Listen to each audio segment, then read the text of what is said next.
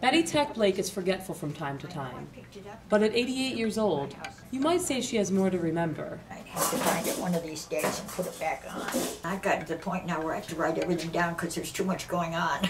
Born in Hawaii in 1920, Blake grew up dreaming of being an airline pilot. My first flight was when I was 14.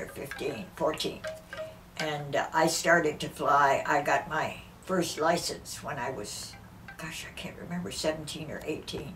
Blake's family home in Hawaii overlooked Pearl Harbor. She remembers waking up from a rough night to the sound of the attack. So that morning of December 7th, I had a terrible hangover because I'd never had a drink before.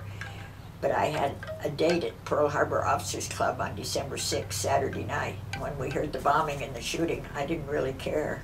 I just put the pillow over my head, but I soon got up and we went out on the balcony of our house and we could see the Pearl Harbor area got full of black smoke right away from the burning oil and everything. Not long after the attack on Pearl Harbor, Blake was one of the first females in U.S. history trained to fly for the military during World War II. And I was so excited about getting flying military airplanes. Blake opened doors for generations of female pilots. After hundreds of flights, her last was the most memorable. And I'm sitting there thinking I'm the next one, and it's the last flight, and I started thinking about people who were on their last flights that turned out to be their last flight.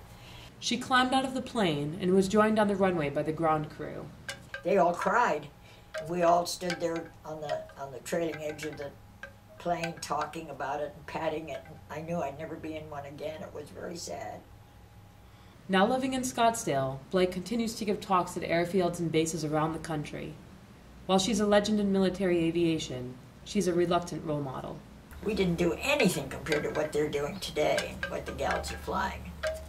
Blake has packed 4 lifetimes of living in her 88 years, and she is grateful for each one.